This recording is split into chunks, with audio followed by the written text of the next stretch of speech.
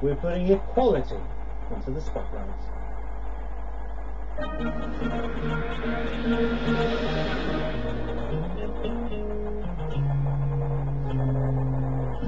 Ah, the Britain of old. A land where anyone could get on, so long as you were male, white, and born with a silver spoon in your mustachioed mouth. So what's changed? Well, it's illegal to discriminate against women, or against ethnic minorities, or against gays. So presumably the UK is now a multicoloured land of opportunity, where anyone can achieve. Not so, says the niece of the Countess of Longford, that's Harriet Harman. She says we must go further and force councils to reduce the gap between rich and poor, and to encourage positive action in favour of minorities. But many say they feel frozen out of society and are judged purely because of where they come from. There's a people you really don't want to get involved with. So is this push for more equality just sinister social engineering? Or are we still a fractured society where it's daddy's job that decides how far you'll go in life?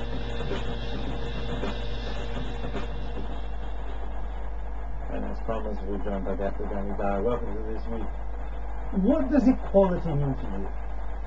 I think it goes without saying, really, that no matter what race you are, where you're from, religion, it doesn't really matter. I think everybody deserves on this planet to be treated equally. Nobody's better than anybody else. I think that really does go without saying.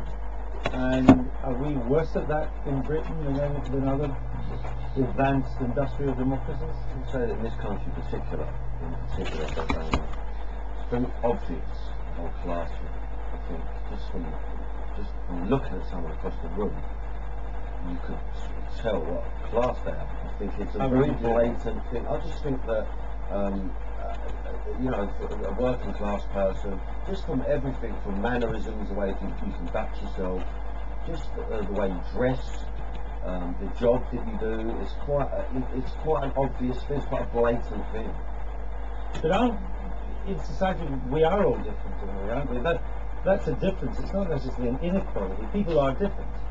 People get treated differently for where they're from. There's two ways about that. So give us an example of that. Well, I think for me, maybe it's an exception, because I think that what's brought me success and has almost shaped my career is where I'm from. And I make movies about working class people in working class environments, doing working class things. So for me, it's been great in that respect. But the flip side to that would be it holds me back because of where I'm from. Because you only get certain parts. Right, so then the period dramas and the rom-coms and things like that, then I won't be used to that sort of stuff, which obviously bugs me a lot, but then again I can't mind because I've been very successful in what I do.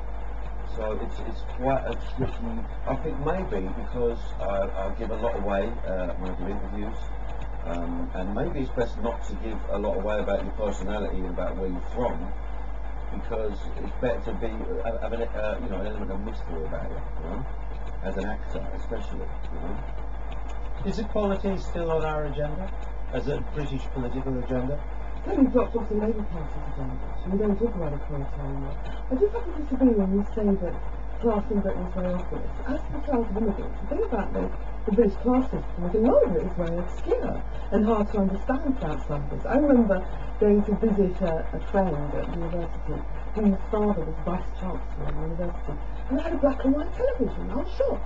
I thought these are posh people. They have a big colour telly. The posh people didn't have big tellies. Exactly, and that's hard to understand when you're not part of the system. It is, our class system is quite hard to follow unless you I mean, this is interested in any one thing, is it? I mean, I think what most people are interested in is being part of the group of people who are sort of in the bright light, so the decision makers and so on, something you could broadly call the establishment.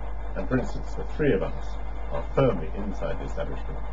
Yes, we are, even though the three of us started firmly outside the establishment. You can't claim not being the establishment. We're in Parliament, for Pete's sake.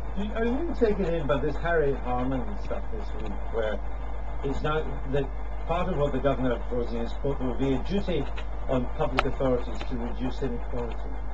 Does that make any difference to the people you meet? I don't understand any of that, to be honest with you. I just think that from where I'm from a place called Customhouse. And, you know, when you come to a place like that, which is, you know, the council estate type place, is you're quite content with that, actually. You don't really think outside the box so much. You live in a bubble, and you're happy. You haven't necessarily got money. You're living in a place that you know is quite beat up, and there's some shady characters around you. But it's all about love, and about that's what it's about. As long as you've got a strong family around it, absolutely. And I think that unless you really strive for something more, and you really want to get out of that, you really have to disassociate yourself with it. In a word, is it getting better or worse? Worse. Worse, maybe. I think you might be right.